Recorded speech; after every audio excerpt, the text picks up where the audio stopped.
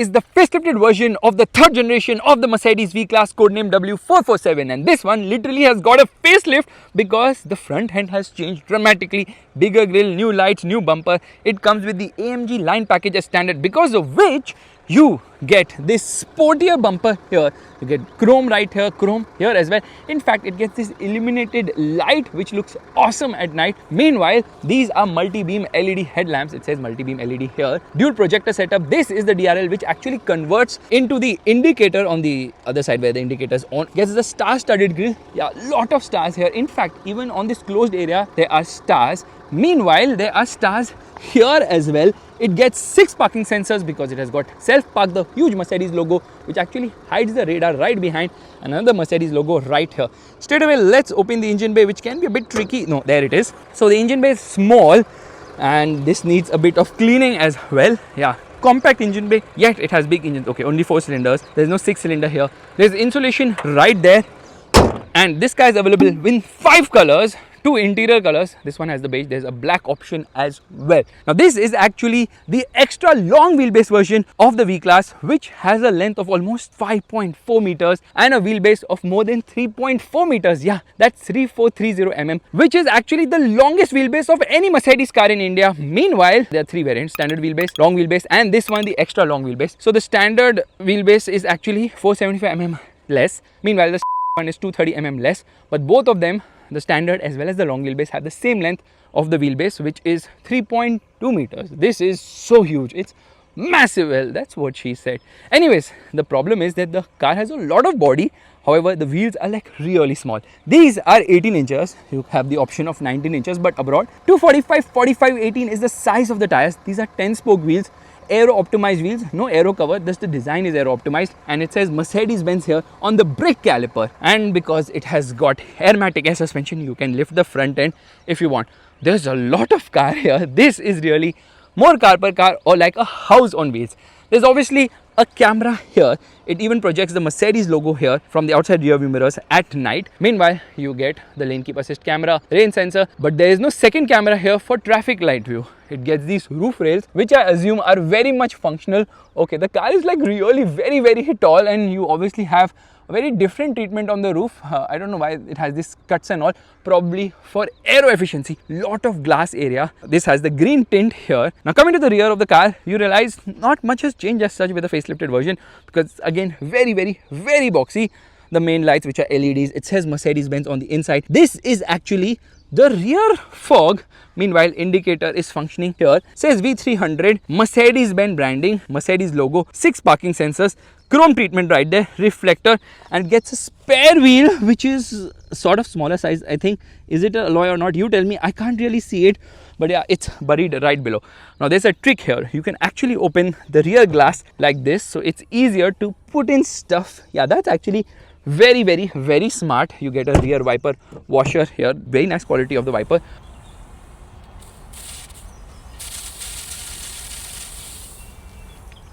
Obviously, it's a huge glass area. There's a high mounted stop lamp, sort of a spoiler treatment as well, and the camera obviously pops in and out right here. So I press a button and there opens the boot. Now let me show you the key of the vehicle, the regular Mercedes key, but with additional buttons. This is for the power tailgate. This is to open the electric sliding door only of the left side, because they had to keep less buttons on the key, and in India you have to get in from that side. You can't get in from this side, obviously, so that's the reason why this thing opens the left side of the door. Meanwhile, this is actually massive. 1410 liters is the storage capacity here, with all the rows up, with all the rows down. That's 10 times that of the Creta at 5010 liters, which is enough to carry your house. So good amount of space. This railing is on what everything actually works, so you can push this seat all the way ahead. You can obviously fold it as well. So this is the lever you use to push the seat ahead, and this is so that you can easily pull it back as well. There's a 12-volt charging socket, but come on, I need a laptop charger in this car. And of course, you get the toolkit, warning triangle, first aid kit, everything in this very bag. Okay, it has got magazine pockets here, which is kind of funny. Who's going to be able to use that? I don't know. And it has got 7 airbags as well. Yeah, it says airbag there. Now I press a button and the power tailgate shuts. But what is this Easter egg? I don't know what it says, but you pull it out and something happens. There's a light, obviously. So this takes some time to shut because it's actually huge. Well, that's what she said again. Anyways, this is on which the railing works for the door, and to fill fuel it's not here, it's on the left side. So you open the door and then you can simply access it. Not to open the rear door, all you need to do is just pull it like this and there it slides open. Wonderful. There's a lot of space here. You can, you have to actually step here to get inside. It says Mercedes-Benz here, which actually illuminates both at the rear as well as the front, which is good. This is a footrest here, magazine holder, hard plastic sort of, but getting in and out is quite easy. I've put this seat all the way ahead, I've put the seat all the way behind, which means to go into the rear, I can just go from the middle right here. Now notice one thing, there's some storage space here with a 12-volt charging socket. I think this is probably to keep coins or something of that sort. It has got a Burmester sound system with 15 speakers, 650 watt output. The audio quality is just amazing.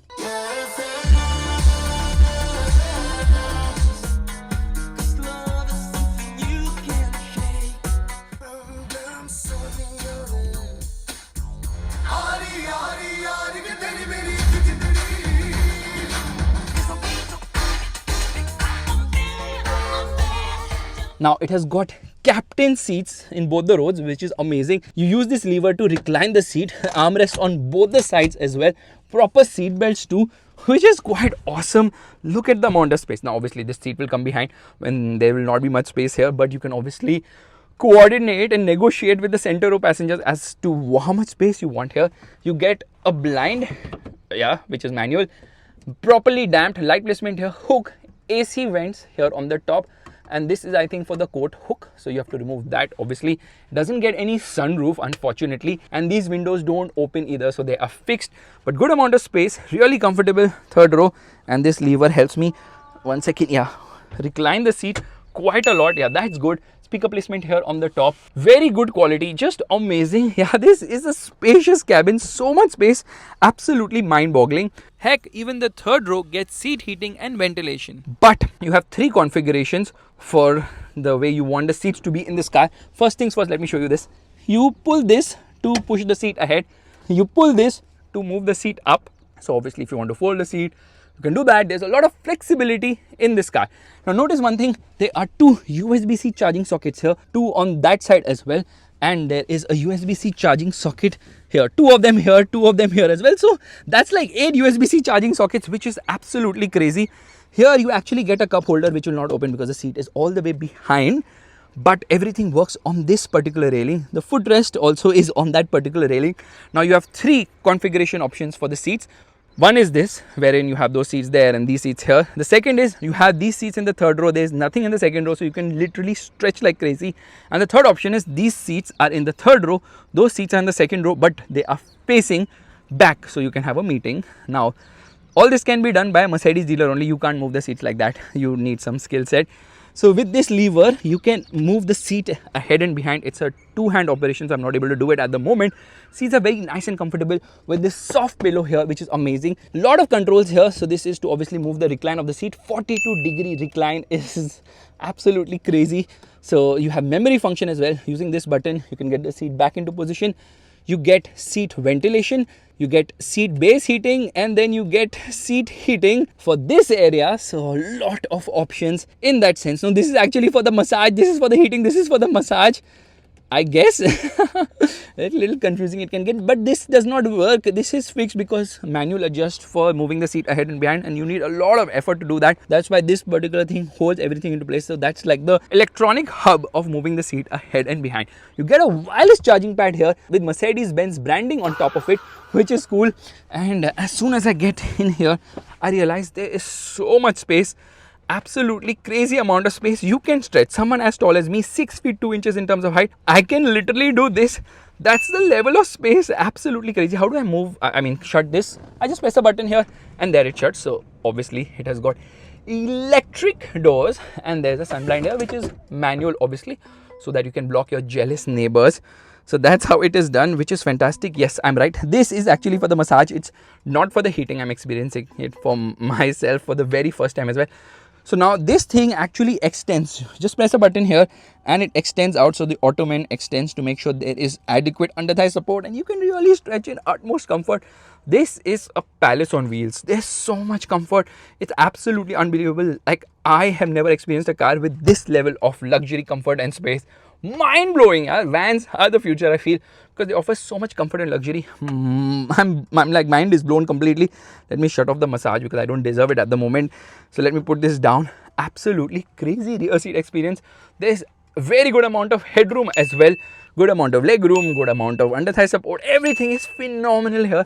Superb. Now it has a 3-zone climate control air conditioning system with the control here for the third zone, 2 zones at the front. Obviously the dashboard gets a lot of revisions when compared to the pre-facelifted model, so they have given the new screens, but still it's not the latest screen. In order to open this, what I can do is, where's the handle? Can't find the handle only. Yeah, this is the handle. So I pull it like this and it opens, or I can press this button. There's a proper handle to hold on to. Height adjustable seat belts at the front, which is fantastic, and then you can literally walk out. So the height of the car isn't that much that it's going to become uncomfortable for you, which again is a fantastic thing. The only thing is they should have had rear seat entertainment screens, because obviously this is all about comfort and luxury. And where are the tables? There are no tables here. I'm sure you can opt for them. They might be optional, and then headphones will also be thrown in depending on how much money you pay. So let's just shut this and come to the front. There's a keyhole here, which is kind of weird, un-Mercedes like, and there's storage space here. There's a big door pocket. There's some storage space here as well. Absolutely crazy. And this is complete leather. Just 2 power window controls. Only the front power windows open, the rear ones don't. Unlock the car, lock the car. This is for seat ventilation and this is for seat heating. And then obviously I've got memory function. These are the buttons to adjust the seat. These are the buttons to adjust the lumbar. So I press a button because I've saved it on memory, and then notice how the seat is moving. Yeah, the seat moves in a lot of ways and it's absolutely comfortable. The best thing is that this is extendable, which is amazing. You get metal pedals, which is quite nice, and you get a dead pedal, or you get space to keep your left foot. Meanwhile, these are the controls for the headlights. This is for the electric parking brake. This is for the rear fog.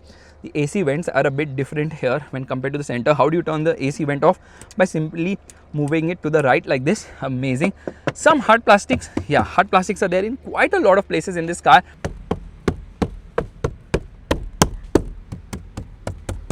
But you know what?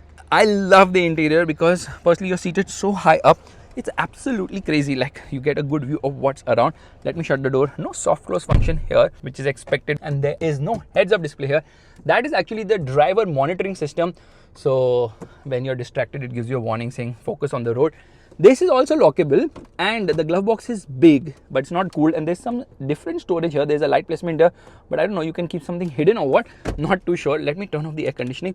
Good thing is there are a lot of physical switches, proper knurled finishing, which is fantastic, and this is to actually open the rear door. So yeah, the driver control for the rear door opening and closing is from here, but you would expect this to close the door. No, this is so that you can just keep your finger to rest it and then close it. That's kind of weird, but it is what it is. This is to turn on and off the AC vent. Now you get a lot of wood on the dashboard, but I don't know why this piece is cut. It should be uncut in a Mercedes-Benz for sure. This protrudes here. In fact, there is some storage space here. There's some storage space here as well. 12-volt charging socket, and of course USB-Cs, another 2 of them. Storage space here. Twin cup holders, which you can use like this, which is nice. Lot of space here as well, which is quite amazing. This car has a lot of space, which is absolutely mental, but doesn't have any welcome or goodbye light. Okay, the headlights, they have a slight pause when they turn on, but the tail light don't really have any animations as such. So that's something which shows the age of the car. Meanwhile, you get this touchpad here, which is good. Lot of physical buttons, thank God for that. This is for drive side, like this for volume control, and you can get into the menu from here, which is actually very cool. This is the engine start button. This is for stop start, but for a car of this price, this is not electric adjust. This is manual adjust. What are you saying? Yes, the steering is manual adjust, touch sensitive controls. This is obviously for the cruise control. This is for the audio system and voice commands. The horn is actually good. No flat bottom treatment here, but the steering feels nice to hold. This is obviously the control for the wipers as well as pass by. That is the gas selector. This is a 12.3 inch screen, which has a lot of information, so you can obviously browse through that from this switch here, but touch controls are not the best. The map view is actually good, and then you have got multiple views here: understated, sport, classic, navigation, assistance and service. I think the classic one looks by far the best. Now this is like a single unit. This is also 12.3 inch screen. It's an old Mercedes system, but it's nice because navigation works quite well. The quality of the navigation is fantastic. You can connect your phone wirelessly, Apple CarPlay as well as Android Auto connectivity, radios in media, and then something started. Let me shut that off. Now coming into this menu, you have MB apps where there's something known as energizing coach. So if you are wanting to rejuvenate, you can just turn that on and just chill in the car. What it does is it alters the air conditioning, it alters the music, it makes some changes here and there, and obviously has a display here too.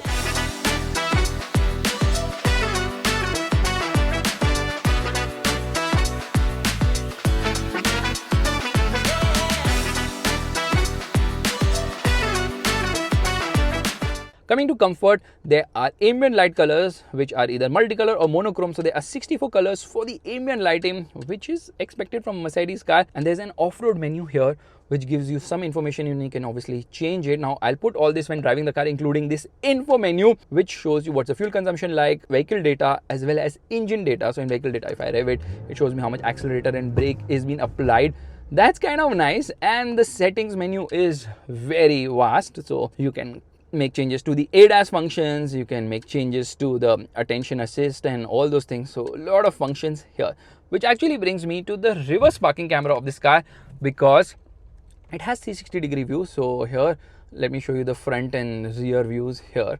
First things first, it has this nice view. You can just circle the car however you want. Oh my god, this car is huge in terms of size. Massive is the understatement here. So those are like various views, and it has got self park as well, which means that once you find a parking, the steering will move on its own to park the car, which is essential given the size of this vehicle. Yeah, it is huge. Well, that's what she said. Anyways, let me come into the reverse camera, and then you have got multiple views here for the reverse camera. You have the side cameras, front cameras and all that. And obviously you can also decide that you want the camera to be activated at a certain place. So basically, if you want to cross big fat speed breakers and you want to see if there are still potholes around, you just need to simply come into saving the camera position view and it will do it for you. Meanwhile, this car moves the rear view mirror as soon as you come into reverse. So you see there the rear view mirror moves, and that's so that you can see the curb. Not very useful in India because obviously our parking is such, but soft materials here on the dashboard. This is actually the updated model with the new screens. Otherwise it had the smaller screen here. So that's what's happened with the update. They made changes here and there just to make the car much easier to use. You press this button to come into this menu wherein there's the car wash mode, raise vehicle level, manual shifting, and activate or deactivate lane keep assist. So that's nice because you can come into ESP from here itself and make changes. So that is kind of fast. And obviously when you turn on and off the vehicle, firstly it says do not leave persons or animals in the vehicle. No, I'll not do that. And when you leave the vehicle, obviously it has the Mercedes logo here, which obviously glitters like that. And when you turn on the car, it has the Mercedes-Benz logo here, which is obviously quite cool. And audio turns on automatically every time you turn on and off the vehicle. This is auto dimming. Light placement here on the top, which is actually very bright, and it also lightens up all the lights at the rear. There's a mirror here along with the light. This does not extend, it's fixed. Same is the case here as well, but there's so much body roll that even the driver gets a handle to hold on to. So steer with one hand and hold the handle with another hand. You see this sort of a chrome silver lining here. Very tastefully done. The interior actually looks quite fantastic, but you're seated so freaking high up and the window area is massive. Like you think that, oh my god, am I driving a Hummer? Well, this is as big as a Hummer. It says top up washer fluid because I've just drank all the water from there. Now the blind spot monitor works here. It will show you every time I turn on off the vehicle. It obviously shows you there. Yeah, there it turns on. That's that. Engine is very refined because this is actually the petrol, but let's give it the beans right away. All right, let's turn on the car. Well, that's smooth. I barely realized it turned on. Straight away, I'm going to be turning off the air conditioning, and we come into drive and off we go. So the car is huge. You have to get used to the size of this car because it is massive. Well, that's what she said. And at times you cross a corner or a road and still 3 meters of this car is still hanging behind. That's the level of length, but it is still very easy to drive this car in spite of its massive size because the steering is very light here. So easy to navigate, but the suspension is on the stiffer side. Becomes quite uncomfortable. You can hear a lot inside. In fact, Mercedes says they have tuned the suspension for India, yet the ride quality isn't that great because there is this stiffness to it. It crashes through bumps, and then when you come across such roads and conditions, you're so scared because the size of the car is massive and the parking sensors are overactive because the car is also very wide. not just long but wide as well, and it's super tall too, but it's easy to drive. This is the petrol, which is extremely smooth and refined. Performance is actually very smooth and refined actually. Yeah, because it's not very fast because of the weight. 2500 kgs is the weight of this car, which is actually quite a lot. And straight away let me actually come into the info mode here. So we just put into vehicle data. Not that it's going to make any change, because obviously I can't speed around such big fat speed breakers. Now Creta just managed to go through, which means I will definitely not manage to go through. That's the reason I'll have to stop here for the BMW to pass. Be careful, BMW. I have a lot of car with me right now. Yes.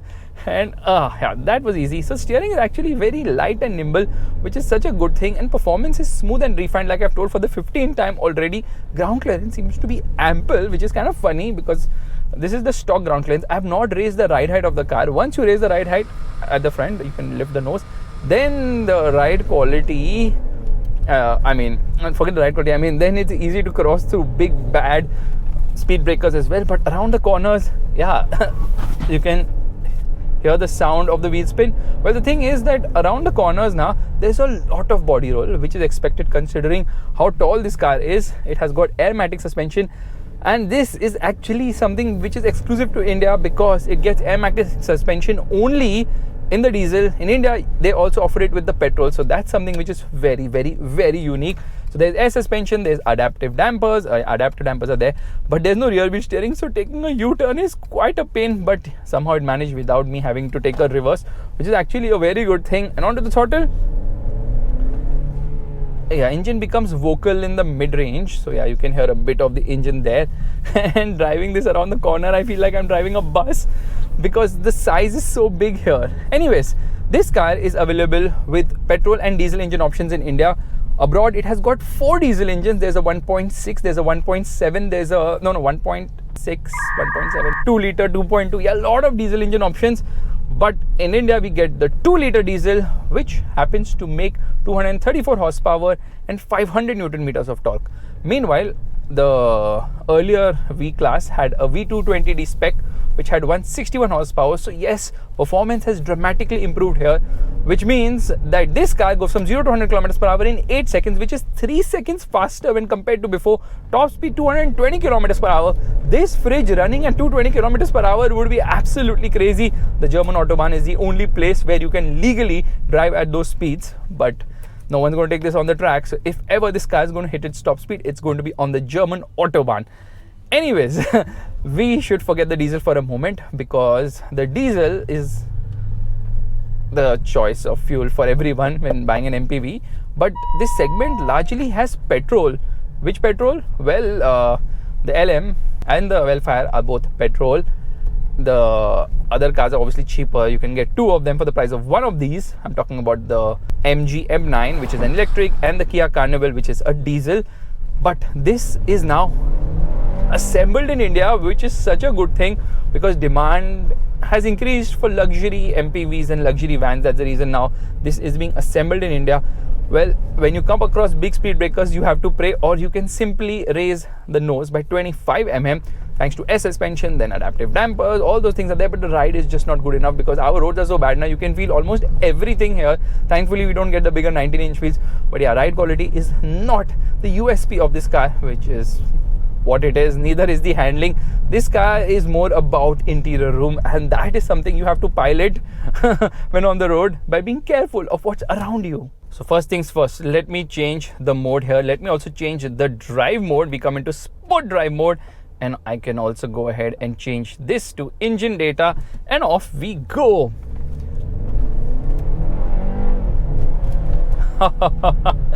Driving such a big MPV at high speeds, or rather accelerating it hard, is something which is kind of weird. So this is obviously powered by a 2 liter 4-cylinder petrol engine, the V300. Bhai ruk jana. This engine makes 228 horsepower. Meanwhile, the torque output is 370 Newton meters. And performance is actually good, but you have to ring open the throttle to get go. If you want to get ahead really fast, because performance, although smooth and refined and everything else, it's really in the high end of the rev range where power delivery is the best, because The more you rev it, the more it rewards you, because mid-range is nice, low end is decent, but there's a lot of weight to lug around, which means to make a quick overtake, you have to flex your right foot very aggressively, and then only you can make quick overtakes, because 2500 kgs is no less. Plus, you can carry passengers with weight up to 550 kgs, which means more than 3000 kgs is what you're lugging along, and then obviously a diesel would be a better bet there. Power is being channeled to the rear wheels, the rear wheel drive. It does not wheel spin much. Sometimes, occasionally it does it, but I expect the diesel to be more aggressive in that sense. Engine becomes vocal in a good way, higher end of the rev range, so that's quite likable. So engine is actually very, very lovely here, but it is not the engine to buy a V-Class, because the diesel is the right one to buy, because obviously the torque rush, more torque there, should be faster. In fact, petrol numbers haven't been displayed by Mercedes-Benz on their website. That is kind of surprising. I mean, the 0 to 100 km/h acceleration or the top speed, they mentioned it for the diesel, they haven't mentioned it for the petrol.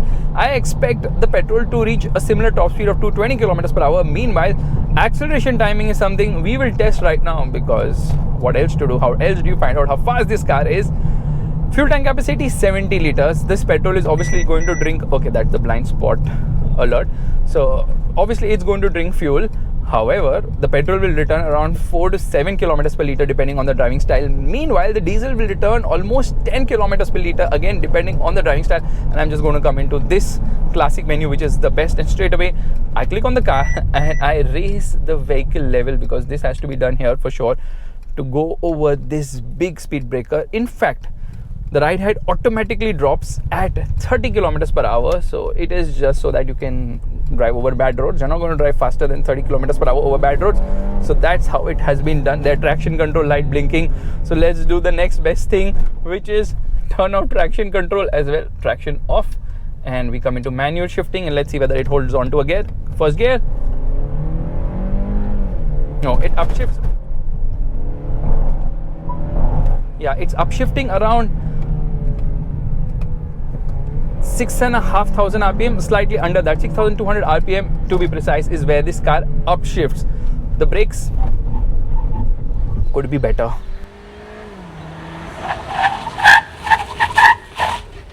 And now it's the time for the moment of truth. Hazard lights off, left foot on the brake, right foot on the accelerator, revving the motor, revs till 2000 RPM, and off we go. Lot of wheel spin, I think because there was a lot of dust on the road. And that's 0 to 100 kilometers per hour in 9.78 seconds, which ain't bad, but it isn't great either. I expected it to be better, but I think we can do a better launch.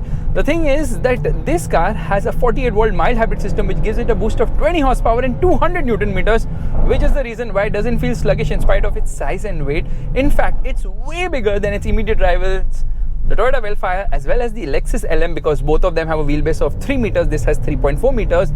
And the Vellfire is 5 meters long, the LM is 5.1 meters long, this is 5.4 meters long. So you see, this car is way bigger. But then those obviously benefit from hybrid systems with battery assist really helping its cause. But I think a diesel is just better. The engine does sound quite nice, higher end of the range, so that's obviously very good. It has a 9-speed torque converter automatic gearbox, which is smooth with shifts. There's some drag race happening here or what? Yeah, it's actually very smooth with shifts, but honestly, it's not very fast. So you can manually take control of the gearbox, but it will not hold on to a gear. It will upshift whenever it feels it should. It does that. Let's do the wiper test. Huge windscreen. So the driving position is fantastic. You sit so high up. You have a massive windscreen here. You have big windows at the front, big mirror as well, little bit blind spot here, but everything else just fantastic in terms of visibility here, which makes it so damn amazing to drive this car, because you kind of feel like the king of the road. Yeah, that's one of the USPs of this car, that you're perched like you are on top, and you are on top here. Hazard lights off, and off we go. It says stop of washer fluid. Why? Anyways, Mercedes will obviously have a lot of demand for this car. That's the reason they're like priority will be given to existing Mercedes customers. Mercedes trying to be Ferrari. I'm sure nobody's buying the Luce. But anyways, so the good thing about this car is that when driven at snail's pace now or at low speeds, it is beautiful. It's fantastic. It's just that, when you try to push it hard, you realize this is not the car's USP. It should not be driven very fast, and mostly his chauffeur is only going to drive it. In fact, now is the time to do the brake test here. 100 kilometers per hour. The pedal travel is a bit much here, which is kind of weird. Otherwise, brakes are good. For something this heavy, it stops properly. And when you come around the corner, you realize there's a lot of roll, but steering actually weighs up quite nicely at high speeds and is very light at low speeds. Taking a U-turn is so easy in spite of the lack of rear wheel steering. By the way, there are two variants. There's the V300, which is this one, priced at rupees 1.66 crores on road Mumbai, and the diesel costs rupees 3 lakhs more at 1.69 crores on road Mumbai. Similar pricing as the Toyota Vellfire, and you pay 19 lakhs for the registration of this car. You pay 5.71 lakhs for the insurance of this car, which is kind of fine. In fact, why did Mercedes bring this car back? Because Mercedes is like 25% of their sales are coming from top-end vehicles like AMGs, Maybachs, S-classes and all. That's the reason they need to bring in another TEV, top-end vehicle like the V-Class, because it's going to sell well and add to more sales in the TEV portfolio. Because at the end of the day, Mercedes realizes that there's a lot of demand for people movers these days, because the Vellfire is actually doing quite nice.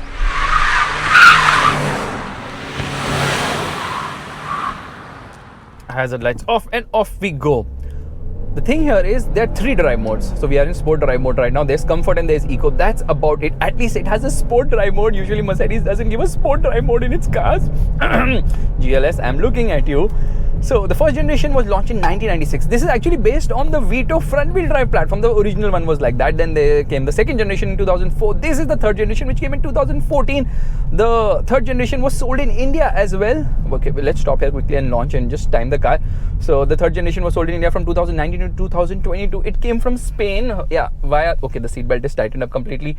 It came via the CBU route. It is cheaper to make in Spain than in Germany. So that's the reason why the pricing was actually, okay, this thing is stuck completely.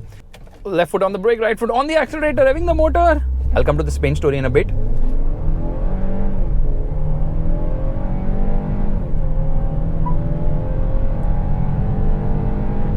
That's 0 to 100 kilometers per hour in 9.4 seconds. That's not fast.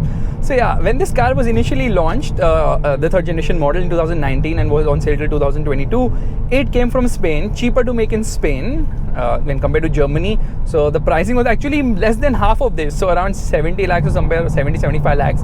But now prices more than doubled. They've increased the features as well. But Mercedes realized one more thing, that we can now obviously sell it at a higher price, because if the Vellfire can sell, we can sell it too. But the thing is, Vellfire is a CBU. This one is now locally assembled in India, yet prices are more than doubled. Yeah, that's absolutely crazy how the prices keep going up all the time. The horn is actually good. I love Merc horns. They're just so nicely calibrated. So not very fast car. It doesn't need to be fast. It's easy to drive, and the best part is that it offers stellar level of interior room. I don't think any car, even the Vellfire or the LM for that matter, come even close in terms of the interior space that this car has to offer, because there's so much room inside. This is like a 1 BHK in Mumbai. That's the amount of space it has, which is absolutely mind-boggling. Wheel spins, random ones. So it's also known as the Vito, the Viano, lot of names for this car. In fact, in the US, it's known as something completely different, but it was discontinued in the US because of poor sales. Obviously, people buy the bigger Sprinter there. Well, in the US, it's actually known as the Metris. Let's launch it and off we go.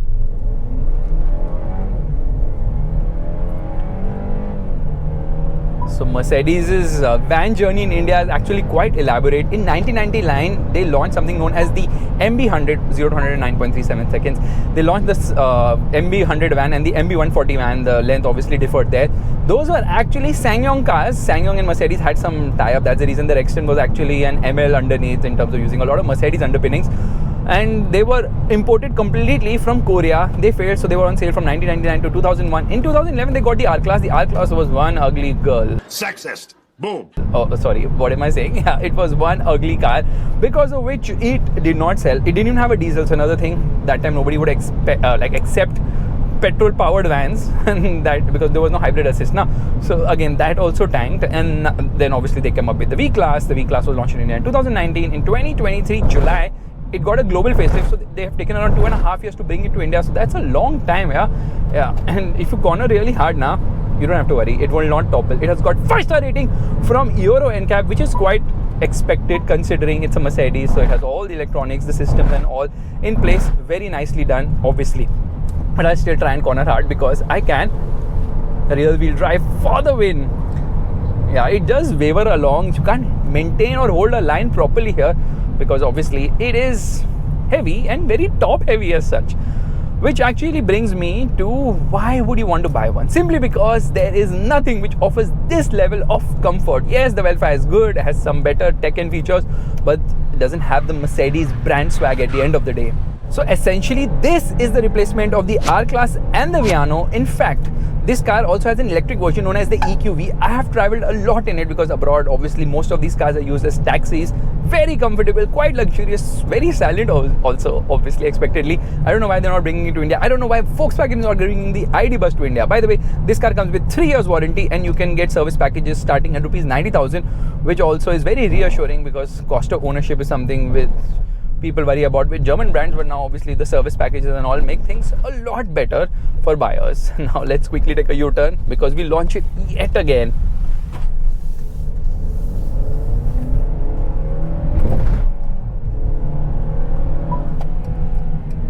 I think this car deserves a 6-cylinder engine because that is what would do justice to it. Let's launch it again. This seems like a better launch. Come on! Upshifting at 6,000 RPM. The 0 to 100 km per hour in 9.5 seconds. But there is a problem. You can't turn off ADAS. Once you turn off, it automatically turns on every time you turn on the car, which is very frustrating because obviously automatic emergency braking kicks in very abruptly because our road conditions are such wherein anything can pop out and you just have to maneuver, not stop in the middle of the road. So yeah, ADAS needs to be improved here. They just need to configure it like they have done for Indian models like the CLA and the E-Class and all those cars which are locally assembled as well. This is also locally assembled, so I don't understand why that is not there here. And the van version has a very interesting thing wherein if you have a refrigerator at the rear, the car will automatically adjust the temperature so that the driver does not freeze. Now that is very, very, very thoughtful indeed. And when Mercedes first launched this car, they launched it as a long wheelbase. Then they came up with the short wheelbase and the extra long wheelbase. And you must have seen this car multiple times with Maybach logos. Yeah, the Maybach version exists at Karol Bagh because Mercedes does not make a Maybach version at all. And on that fact check, it's time to end. Thank you so much for watching. If you like this video, make sure to give it a thumbs up. That's the like button. And don't forget to subscribe to the channel. Beautiful car, absolutely amazing. Can't wait to drive the diesel. Although I'd driven the last diesel which didn't have the punch, but now obviously a power boost will make things so much better. Bye bye.